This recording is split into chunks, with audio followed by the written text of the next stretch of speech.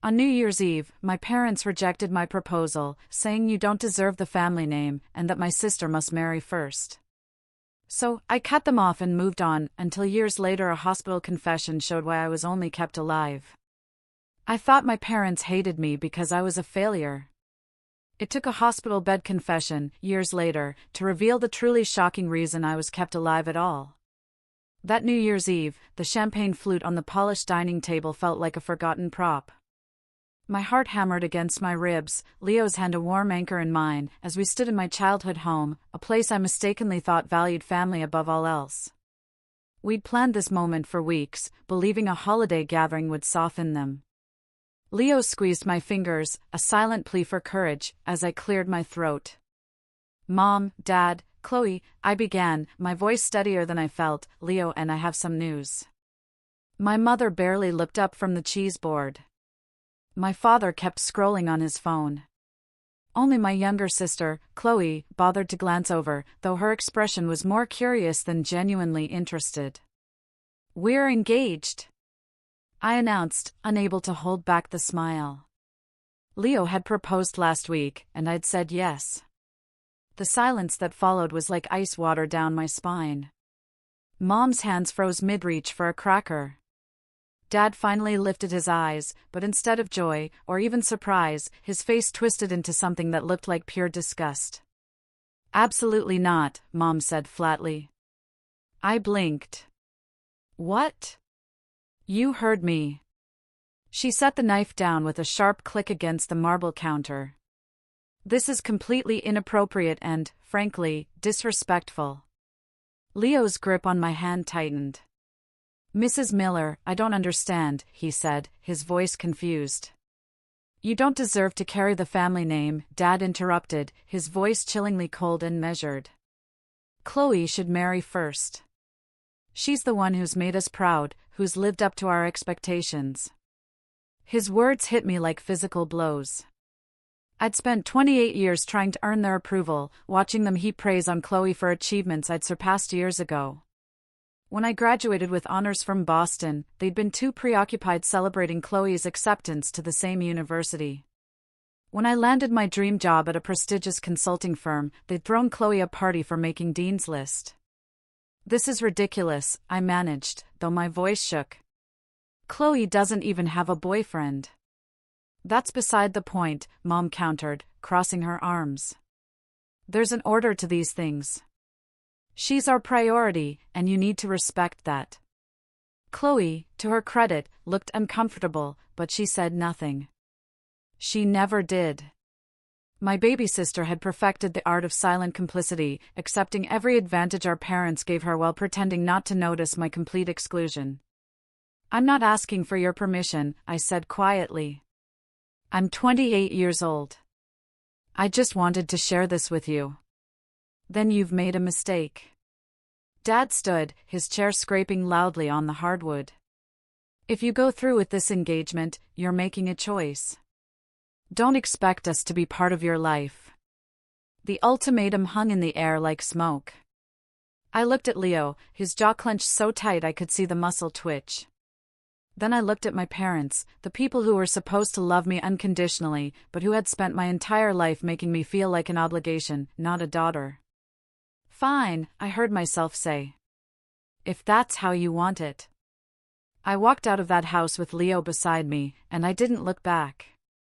My phone buzzed constantly for days with messages from my mother, each one more manipulative than the last. She called me selfish. Said I was tearing the family apart. Claimed I'd regret throwing away my relationship with them over some man. I blocked their numbers on January 3rd. The wedding happened 6 months later in a small vineyard in Maryland. Leo's family welcomed me with open arms, filling the void my parents had left. His mother helped me choose my dress. His father walked me down the aisle without being asked, tears streaming down his weathered face as he whispered, "You're the daughter I never had." I cried through most of the ceremony, but not from sadness. Life moved forward the way it does when you finally stop carrying dead weight. Leo and I bought a townhouse in Alexandria. I made partner at my firm before 30. We traveled to places I'd only dreamed about, no longer feeling guilty about spending money on myself instead of trying to win approval that would never come. The first year without them was strange. I'd catch myself reaching for my phone to call Mom about something mundane, only to remember she'd chosen to cut me off. Holidays felt empty at first until Leo's family absorbed us into their traditions. His mother, Patricia, taught me her grandmother's apple pie recipe. His father, Tom, would pull me aside during gatherings to ask about my cases at work, genuinely interested in my opinions. "You know," Patricia said to me one Thanksgiving, her hands deep in bread dough, "when Leo first told us about you, he said you were the strongest person he'd ever met." I paused in my potato peeling. I didn't understand what he meant until I saw how you handled your family situation. "I just walked away," I replied. "That doesn't seem particularly strong." Walking away from toxicity takes more courage than people realize. Staying would have been easier in some ways. She shaped the dough into a loaf with practiced movements. My own mother was difficult. Not like yours, but enough that I had to set boundaries. She died angry at me for it, and I've never regretted my choice. Her words settled something in me, a validation I hadn't known I needed from someone who truly understood. Work became my sanctuary. In those early months, I threw myself into cases with renewed focus, no longer distracted by the constant background noise of family drama. My colleagues noticed the change. Sarah, who'd worked with me for 3 years, pulled me aside after a particularly successful client presentation. "Whatever you did over the holidays, keep doing it," she said with a grin. "You're on fire lately." "Just cleared out some dead weight," I told her. The promotion to senior consultant came 6 months after the wedding. My boss, Michael, called me into his office, a smile playing on his lips. "The partners have been watching you, Evelyn. Your billable hours are up 20%, client satisfaction scores are exceptional, and you're mentoring junior associates better than people with twice your experience." He slid a folder across his desk. "We'd like to make you partner, youngest in the firm's history." I stared at the offer letter, at the salary figure that would have made my parents choke on their superiority. "Effective immediately. Your first act as partner will be leading the Morrison merger. An $80 million deal." I accepted without hesitation, signing the papers right there. When I called Leo from the car, I could barely contain the shaking in my voice. "I made partner," I said when he answered. "Leo, I actually made partner." His whoop of joy was so loud I had to pull the phone away from my ear. "That's my girl. We're celebrating tonight. Anywhere you want to go." We ended up at the same Italian restaurant where he'd proposed, raising glasses of expensive wine to a future built entirely on our own terms. The waiter brought out a complimentary dessert with "Congratulations, partner Evelyn" written in chocolate sauce, and I cried happy tears into Leo's shoulder. "Your parents are idiots," he whispered into my hair. "Complete idiots for not seeing what an incredible person you are." "Their loss," I managed to say. "Literally their loss." Chloe sent me a wedding invitation 2 years after mine. I looked at the embossed cardstock for a long time before throwing it away. She'd chosen our parents over standing up for what was right. And that decision had consequences. For years past. For years of building a life that felt authentically mine, surrounded by people who actually valued me. The twins, Ethan and Noah, were 2 years old now, filling our home with chaos and laughter. Leo and I had just started discussing whether we wanted a third child when my phone rang at 3 a.m. with an unknown number. The Morrison merger had turned into 3 more high-profile deals. I'd been featured in the New York Business Review's 40 Under 40 list. Leo had started his own architectural firm, designing sustainable housing projects that were getting national attention. We bought a lake house in the Blue Ridge Mountains where we spent weekends hiking and talking about the family we wanted to build. 2 kids, Leo said one Saturday morning, coffee in hand as we sat on the dock watching the sunrise. Maybe 3, if the first 2 don't drive us crazy. I want them to feel safe. Never question whether they're loved, or valued, or wanted. He squeezed my hand. They will, because they'll have you as their mother. I'd also started therapy around this time. Dr. Laura Reed specialized in family estrangement, and she helped me untangle decades of conditioning. In one particularly difficult session, she asked me to describe my earliest memory of feeling less than. I was 7, I said slowly. Chloe was 5. We both wanted piano lessons. Mom said they could only afford one of us. And Chloe got to go because she'd shown more natural talent during the trial class. How did that make you feel? Confused? Mostly. I played just as well as Chloe during the trial. The teacher even said so. But Mom insisted Chloe was better suited for it. I picked up the tissue in my hands. Looking back, I realized that was one of the first times I understood there were different rules for us. And how did you cope with that realization? I tried harder, got better grades, joined more clubs, achieved more things. I thought if I was just exceptional enough, they'd have to notice me. I laughed bitterly. Turns out nothing was ever going to be enough because I wasn't the daughter they wanted. Dr. Reed leaned forward slightly. You spent your childhood trying to earn something that should have been freely given. That's not a failure on your part, Evelyn. That's their failure as parents. Those sessions helped me understand that cutting them off wasn't cruel or vindictive. It was survival. It was choosing mental health over the toxic obligation of family ties that only caused pain. I also reconnected with extended family members I'd lost touch with over the years. My father's sister, Aunt Carol, reached out through LinkedIn after seeing my promotion announcement. I always wondered what happened to you, she wrote. Your mother stopped including me in family events years ago. I'd love to catch up if you're willing. We met for lunch at a cafe in Boston. Carol was in her 60s, elegant in a way my mother had always tried to achieve but never quite managed. She ordered soup and studied me with intelligent brown eyes. You look like your father did at your age, she said, before he married Beatrice and let her poison everything good in him. I nearly choked on my water. That's direct. I'm too old to waste time on pleasantries. Your mother was always manipulative, and your father was too weak to stand up to her. Carol buttered her bread with precise movements. They pushed me out when I questioned how they treated you versus Chloe. Said I was causing drama. When was this? You were about 12. I came for your birthday party and noticed they bought Chloe a new bike as an early present but gave you a gift card to a bookstore. When I asked why the disparity, your mother accused me of favoritism and uninvited me from future gatherings. Hearing this from someone who had witnessed the dysfunction from outside made it more real somehow. Why reach out now? Because I saw what you accomplished and felt proud, even though I had nothing to do with it. Thought you might want to know that someone from that family sees you clearly. She smiled. Also, I have photo albums from when you were little. Pictures your mother probably destroyed. Thought you might want them. I met with Carol regularly after that.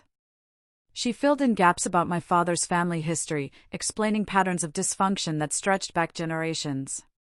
Apparently, my grandfather had been a cold, domineering man who taught my father that emotions were weakness, and that family was about maintaining appearances rather than genuine connection.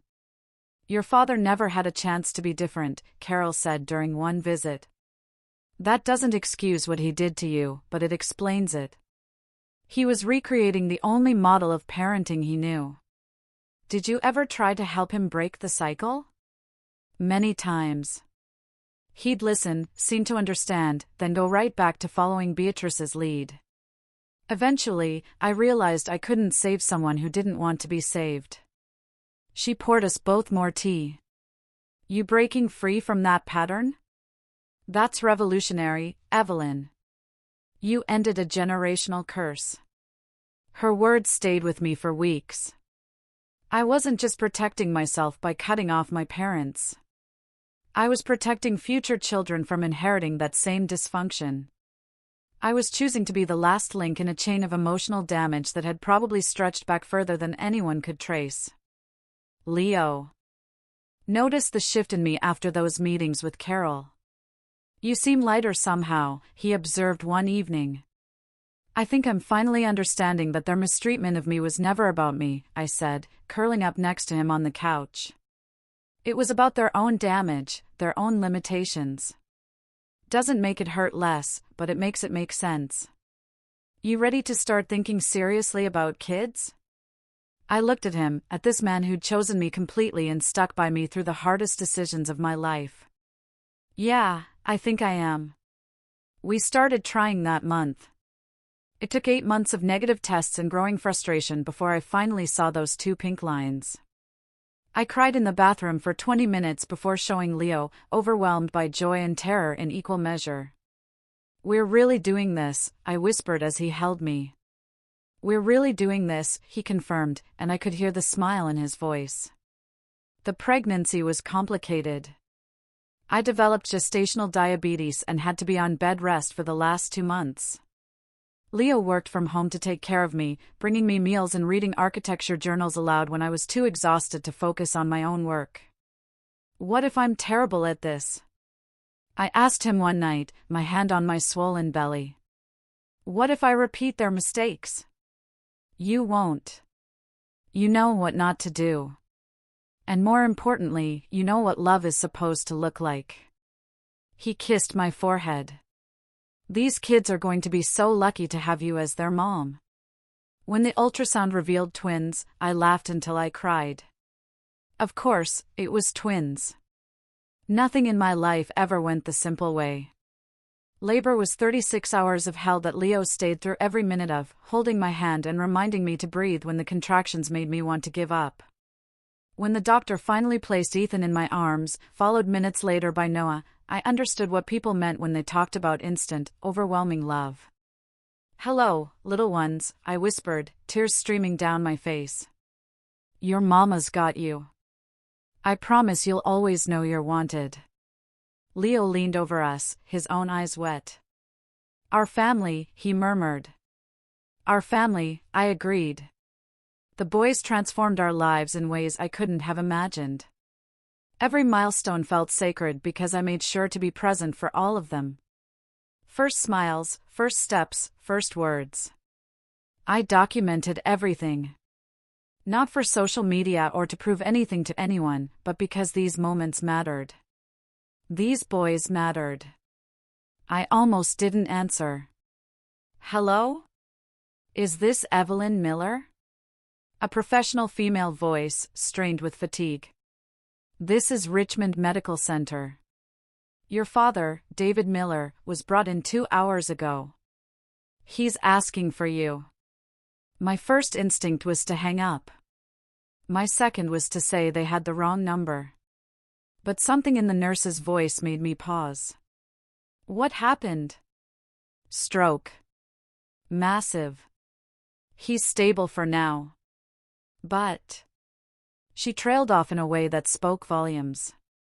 He's insisting he needs to speak with you. Says it's urgent. Leo drove me to the hospital without question, his hand resting on my knee the entire way.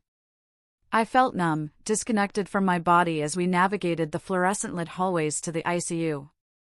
Mom was there, looking smaller somehow. Chloe sat beside her, visibly pregnant. They both stared when I walked in, but neither spoke. Room 412, a different nurse told me. But be warned, his speech is impaired. He's having trouble communicating. Dad looked ancient in that hospital bed. Tubes and wires connected him to machines that beeped rhythmically. One side of his face drooped, and when he saw me, something in his eyes shifted. Evelyn. The word came out garbled, distorted.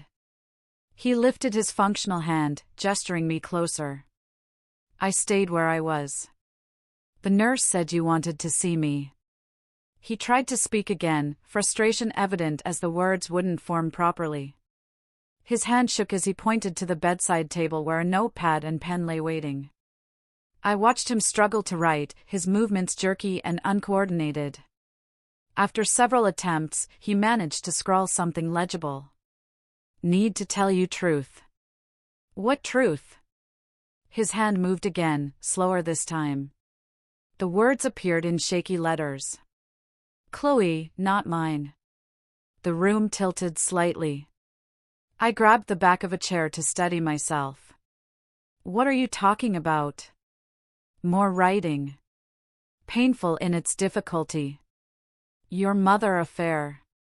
Found out when Chloe was 2. My mind raced, trying to process what he was telling me. All those years of favoritism, of being treated like I was less than, suddenly took on a different shape. So, you punished me? My voice came out sharper than intended. Because Mom cheated, you decided to subject your actual daughter to years of mistreatment? He wrote again. Couldn't leave. Reputation, business connections. Of course. I laughed bitterly. Heaven forbid David Miller look like anything less than perfect. Kept you as spare heir, he wrote. And those 4 words crystallized everything, in case Chloe failed. I'd been an insurance policy, a backup plan.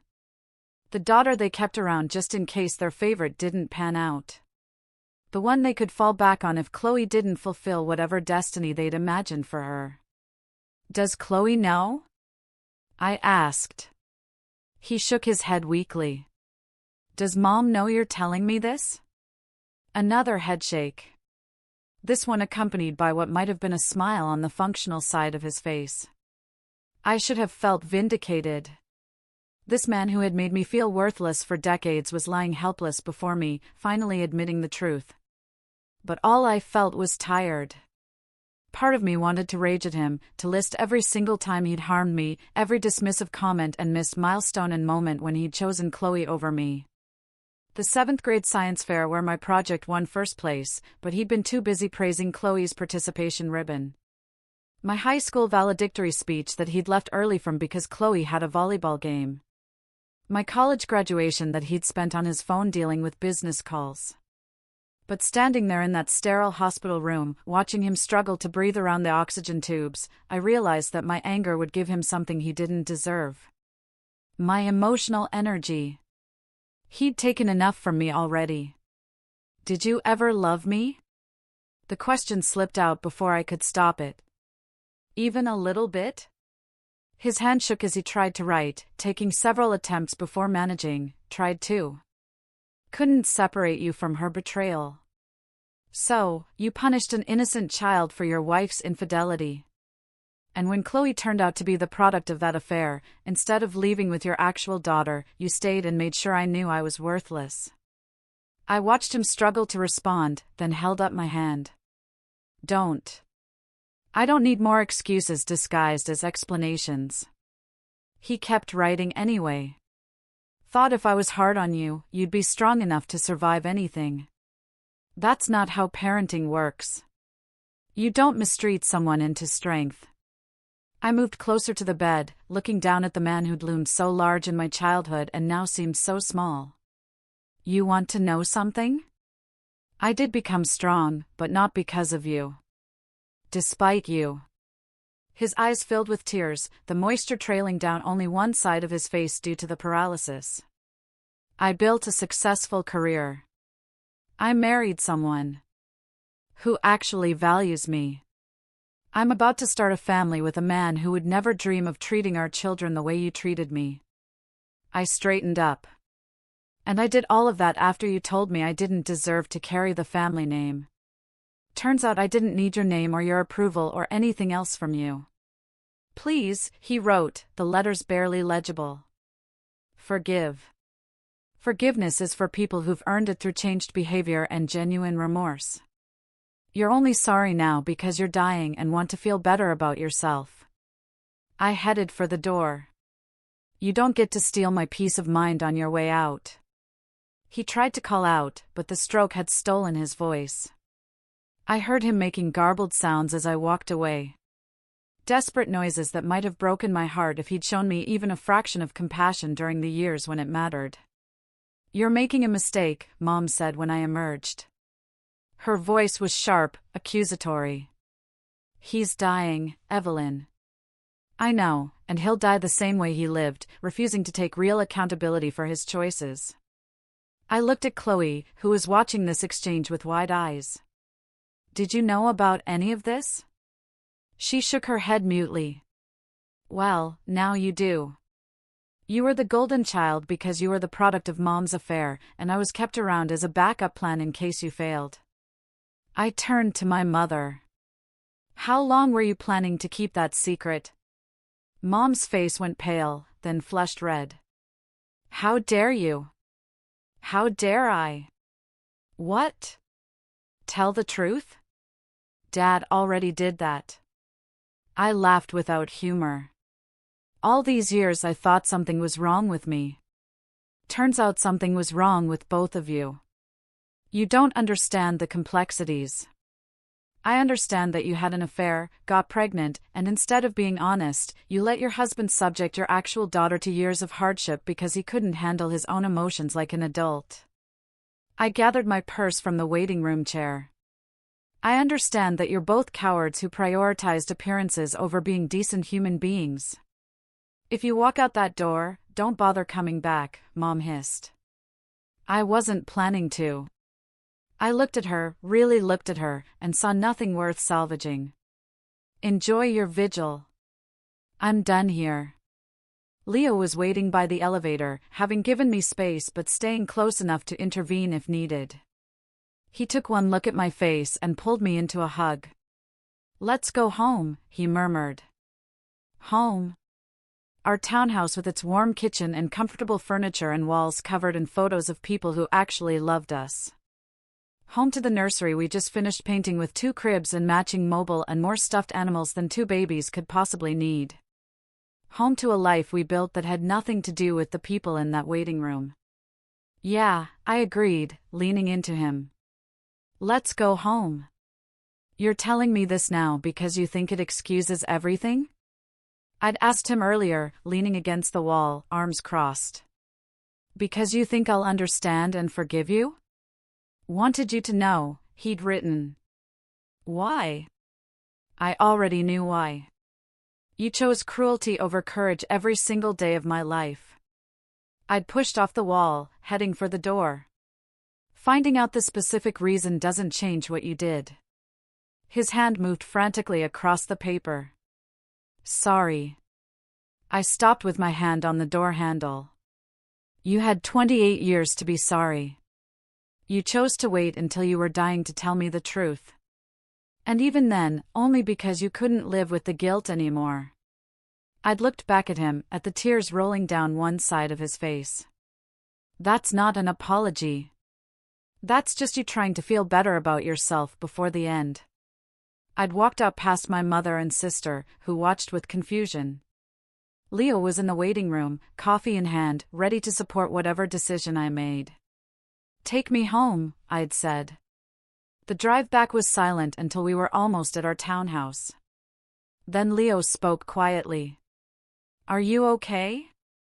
No, I admitted, but I will be. Chloe called the next day. I let it go to voicemail. She called again an hour later, then sent a text. Dad told us what happened. We need to talk. I deleted it without responding. Mom tried next, her voicemail rambling and defensive. She didn't apologize for the affair or the decades of favoritism. Instead, she blamed me for abandoning Dad in his time of need, for making everything about myself when he was dying. I saved that voicemail, not as a reminder of pain, but as evidence of exactly who these people were. Dad died 3 days later. I found out from the obituary in the New York Times, survived by his devoted wife, Beatrice, beloved daughter Chloe, and son-in-law Daniel Hayes. It read. My name appeared nowhere. Leo found me reading it at the kitchen table. They really did that.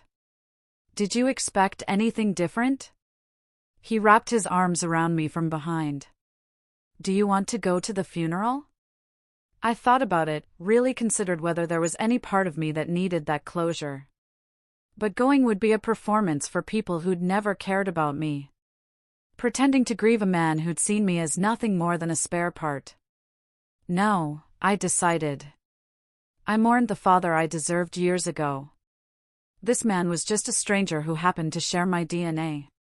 Chloe showed up at my door 2 weeks later, her pregnant belly prominent under her designer maternity dress. I almost didn't open it, but Leo gave me a look that said ignoring her would bother me more than facing her. "What do you want?" I asked through the screen door. "Can I come in, please?" I stepped aside, letting her enter but not offering her a seat. We stood in the foyer, the distance between us feeling like miles instead of feet. "Mom told me everything," she said finally. "About the affair. About Dad's reasoning. Congratulations on finding out you're not who you thought you were." She flinched. "That's not fair." "Fair?" The word came out like a whip. "You want to talk about fair?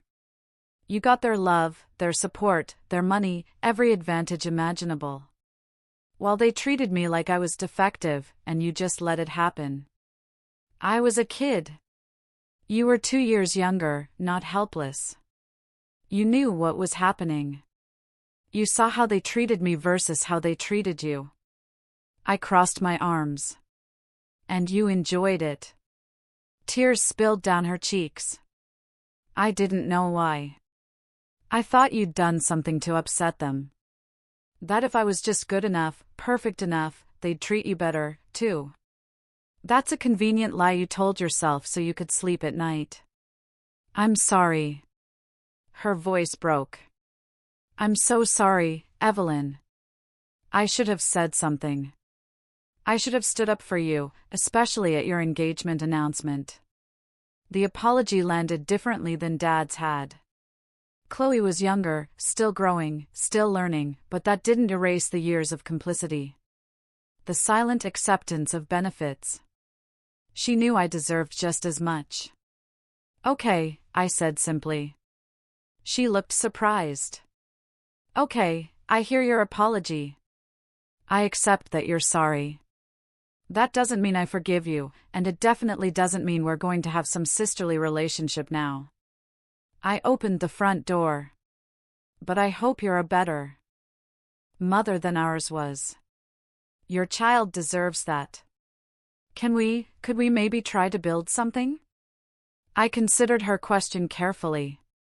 Part of me wanted to slam the door, to maintain the boundaries that had kept me safe for years.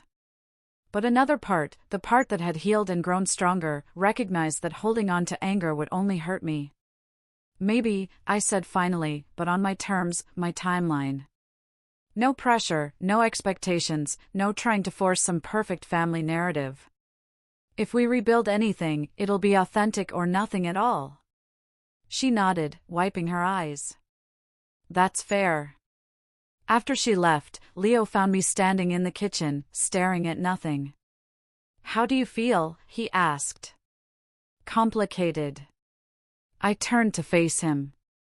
They kept me alive because I was useful. A backup plan in case their real daughter didn't work out. And now that I know that, I can't unknow it. But you're here anyway. You survived them. I did more than survive. I smiled slightly. I built something they couldn't touch. A career they can't diminish. Relationships they can't poison. A life that has nothing to do with them. The following months brought small changes. Chloe reached out occasionally, never pushy but consistent. I responded when I felt like it, maintained boundaries when I didn't. She gave birth to a daughter and named her something that had nothing to do with family legacy. Mom tried once to reconcile, showing up at my office with a bouquet of flowers and a speech about moving forward.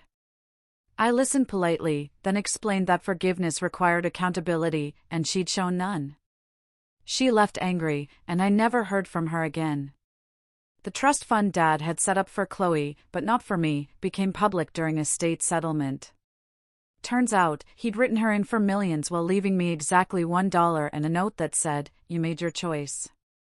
I laughed when the executive read it aloud. Good. I wouldn't have taken his guilt money anyway. The boys were 3 when Mom died, too young to understand or care about a grandmother they'd never met. Leo and I took them to the zoo that day instead of the funeral, watching them squeal with delight at the elephants. They'd never feel the absence because they were surrounded by people who actually loved them. Chloe's daughter and my sons played together occasionally, supervised visits that started carefully and grew more comfortable. We weren't close, my sister and I, but we were cordial, civil, building something new from the ruins of what we'd never really had. One afternoon, while watching the kids play in our backyard, Chloe sat beside me on the porch steps. "Do you think about them?" she asked quietly. "Mom and Dad." "Sometimes," I admitted. "Usually when I'm doing something they would have hated or criticized. It makes those moments sweeter." "That's kind of sad." "Maybe, but it's honest." I watched my sons chase Chloe's daughter around the swing set. They tried to make me believe I was worthless because I wasn't part of their plan. But the joke's on them because their plan fell apart anyway, and I thrived without them. "Mom asks about you," Chloe said. She won't admit she was wrong, but she asks. Let her wonder. She had decades to be a mother and chose not to be. I'm not interested in giving her a redemption arc she hasn't earned. We sat in comfortable silence after that. 2 women who had been shaped by the same dysfunction but had chosen different paths forward. Chloe was still working through her own healing, still processing the revelation that her entire identity had been built on lies. I'd had years of distance to gain perspective. That night, after the kids were asleep and the house was quiet, I pulled out an old photo album I kept hidden in the back of a closet. Pictures of my childhood, carefully curated to show the happy family we'd pretended to be. Me standing slightly apart in every shot, my smile never quite reaching my eyes while Chloe beamed in the center. I kept these photos as evidence, proof that I wasn't imagining the differential treatment. But looking at them now, I saw something different. I saw a little girl who'd survived despite everything stacked against her. Who'd built herself into someone remarkable without the foundation most people took for granted. I took the album to the fireplace and fed the pages in one by one, watching decades of false memories turn to ash. Leo came down the stairs in his pajamas, took one look at what I was doing, and sat beside me without comment. "Getting rid of the evidence?" he asked eventually. "Don't need it anymore. I know what happened. I know who I am." The last photo curled and blackened in the flames. Keeping these was like keeping wounds open. "I'm done bleeding." He kissed the top of my head. "I'm proud of you for burning pictures, for surviving them, for building this life, for choosing yourself when nobody else would." Years continued to pass. My career flourished. The boys grew. Chloe and I maintained our careful relationship. Never close but no longer enemies. The twins asked about my parents sometimes, why they didn't have grandparents on my side. I told them the truth in age-appropriate ways. Sometimes families aren't what they should be. And it's okay to walk away from people who harm you, even if you share blood. "But we're your family," my son Ethan said once, crawling into my lap. "Right. The best family I could have asked for," I assured him, holding him close. His brother Noah joined us, and Leo wrapped his arms around all 3 of us. This was what family was supposed to be: chosen, earned, built on genuine love rather than obligation or manipulation. Standing in that kitchen on New Year's Eve all those years ago, listening to my parents tell me I didn't deserve to carry their name, I couldn't have imagined this future. I'd felt destroyed, rejected, worth less than nothing. But their rejection had been the greatest gift they could have given me, because it forced me to stop seeking their approval and start building my own life. I'd been kept alive as a backup plan, an insurance policy they could cash in if their preferred daughter failed. But policies only have value if you're willing to claim them. And I'd walked away from that transaction completely. They tried to define my worth based on their twisted logic and pride. Instead, I defined it myself, on my own terms, surrounded by people who saw me clearly and loved what they saw. Sometimes late at night, I wondered what Dad thought in those final moments before the stroke took his speech. Did he regret the years of cruelty? Did he wish he'd been brave enough to leave an unhappy marriage instead of punishing an innocent child for his wife's betrayal? Or did he die still believing he'd been justified, that maintaining appearances mattered more than his daughter's well-being? I'd never know. And increasingly, I found I didn't care. The only revenge I needed was living well. Loving deeply, raising children who would never doubt their worth, building a life so full and genuine that their absence in it meant nothing. My name might not have been in Dad's obituary, but it was on my business cards, on my son's birth certificates, on the mortgage to our dream house. I carried my name with pride, not because it connected me to the Miller legacy, but because I'd made it mean something entirely separate from them. Leo found me one evening on our 10th wedding anniversary, staring at our wedding photo on the mantel. His family filled the frame, but where my parents should have stood was just empty space. "Still bothers you sometimes?" he asked gently. "No," I said honestly. "I was just thinking about how perfect that picture is exactly as it is. Adding them would have ruined it." He pulled me close, and I let myself sink into the embrace of someone who had never made me earn his love, who'd chosen me fully and completely from the start. My parents had given me life, yes, but they'd fought to keep me from truly living it. They saw me as a spare part, a contingency plan. But by rejecting their conditional, twisted love, I found something invaluable, the freedom to become exactly who I was meant to be. And in the end, building this life, this family, this me, that was the best revenge imaginable. If you had to choose between family obligation and your own sanity, what would you pick?